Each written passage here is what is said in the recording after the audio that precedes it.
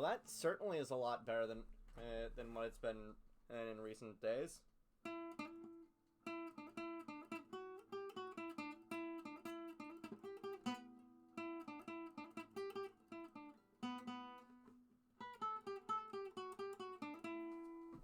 And that's also better.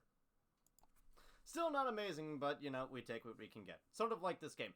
Speaking of which, Bruins friends! It is time to hug it out!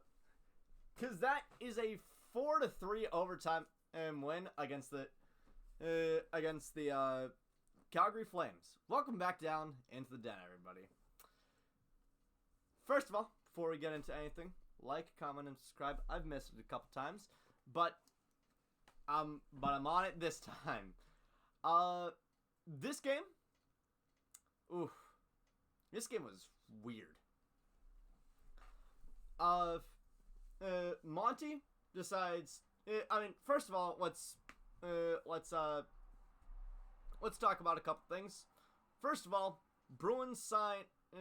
I know this happened before the Toronto game, but Bruins signed Tyler Johnson to a one-year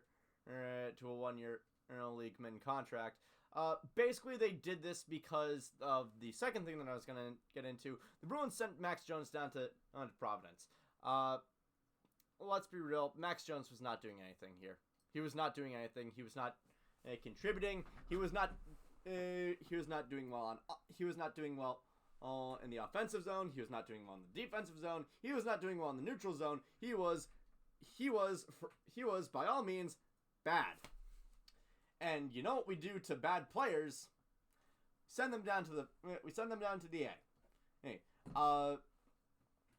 so Tyler Johnson, and for tonight he did pretty well. He largely wasn't very visible, but ultimately he wasn't bad. He wasn't a net negative. He wasn't a net positive. He was a net zero, I would say, on this team. But the third thing that we need to get into before the game is recently there have been talks about the potential of the Bruins trading Trent Frederic. Now, you know me. I adore Trent Frederic. I love everything about his game. I met him at the Bruins 2022 Winter Classic Plaza. He was a fantastic person to meet there, and I've loved watching him play every single game since he came into the league. All I will say is if we are seriously entertaining these ideas, the idea that Trent Frederic is available and could potentially be traded, get something good for him, please. Trent Frederic provides so much more utility to this roster than one might imagine, and nothing can really show that more than this game and right here. Speaking of which, let's get into it. Puck drops, and it takes a little bit for things to ramp up. But we do get a really funny showcase of the very rare embellishment call. Rasmus Anderson goes for embellishing on a Tyler Johnson trip. So we get a 4-on-4, and honestly, I know even though they didn't score on the power play at all this game, which is frustrating, the power play at least looked like it was clicking more than it had in previous games. The only problem is they still don't shoot the puck. I've done the skit enough times.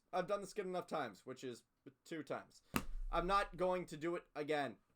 And at least not right now. If it pops up later in the, if there's a particularly egregious moment later in the season, I might do the skit again. But the Bruins just cannot score on the power play. And it sucks. It really, really sucks. Next. But that doesn't mean that we can't score, period. Unlike it has in previous games. By the way, the Bruins have been in shutout 3 times already this season. And when we were shut out 3 times in a grand total of when we were shut out in 3 of our last 175 games. So great. So great. Going into this season, we had a 175 game stretch where we only got shut out 3 times, and now we're at a point where we are yeah, that's not great. That's really not great. In any case,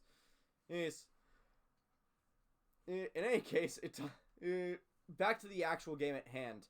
Doesn't mean that we can't score, period.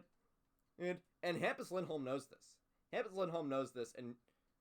And he puts on the moves on Dustin Wolf. Dustin Wolf, by the way, having a great start to the season. I think that Dustin Wolf is gonna be a really good goaltender in this league, but he's definitely having some growing pains, and nothing more.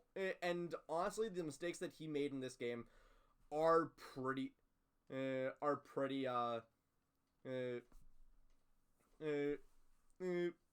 the mistakes that he made in this game are sort of those growing pains, where 2 of the goals, particularly the first one and the last one, are just him being particularly out of position, especially on this first one, and where Hampus Lindholm goes forehand backhand jockstrap, and Dustin Wolf is completely out, and Wolf is completely out of his element.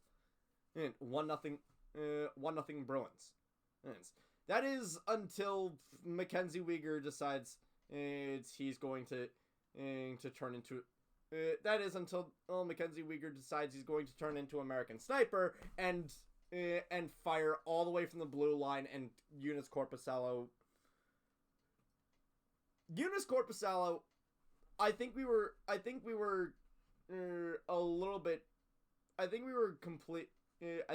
underrating him. I think that he has been a really good goaltender. And tonight, stopping like 34 of 37 or something like that. That's still a really good goaltender. But oh my god, the goals that he allows, and the plays that he combined with the plays that he stops, I might start calling him Cardiac Korpisalo, because oh my god, my heart feels like it is pounding out of my chest watching this man play goaltender. He is good, but he's good and he's going to get you wins, but he's going to get you the wins that make you question and if you're going to need a bypass at the end of it.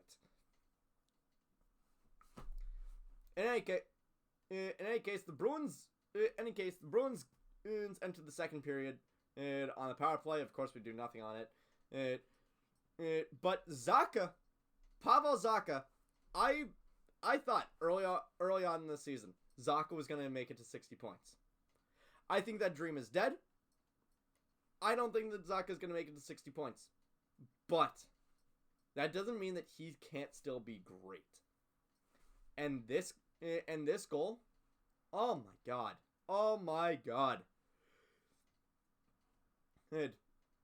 He just goes Bardowski on another bad bad defensive breakdown by the Flames. Names Martin Pospisil this game, by the way. Bruins had some history with him. Pospisil was the one who knocked Marchand out of the game a couple last year. So we were a little bit chippy with him for pretty understandable reasons. And he was just a pest. But he and I don't even know if he was on the ice for this one. But whatever. Zacha gets that bar down, and less than a minute later, Cole Koepke might genuinely be the best player on that bottom line. Except now he's on the third line because Monty decided to break out the blender again. And I guess for this game it kind of worked. But at the same time, Monty, come on, stop breaking out the blender. It's getting old. It's getting old. Please. So he gets the back door on this one, and so it's 3-1 Bruins. And then the third period starts, and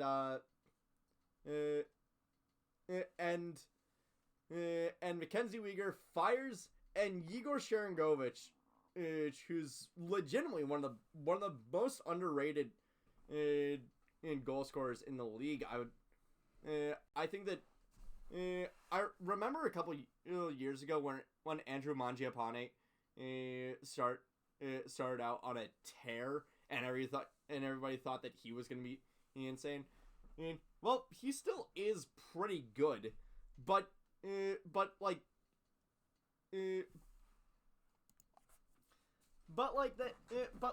don't think that anybody thinks that Mangiapane is gonna recreate that insane 2021-22 season that he had. And I don't think that anybody thinks that Mangiapane is gonna get to 35 goals again. And Sharangovich, I think that is perfectly within his wheelhouse to get back to 31 goals, and I think that he might this season. I genuinely really like Yegor Sharangovich, but this goal, Weegar fires and Sharangovich deflects, and it's just fluttering like a butterfly right over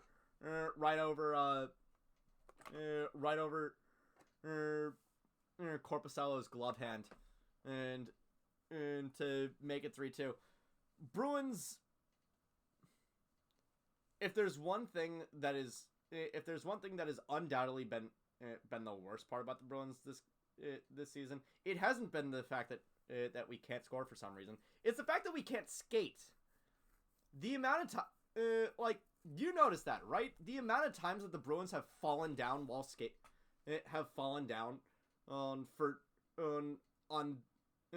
through no fault but their own.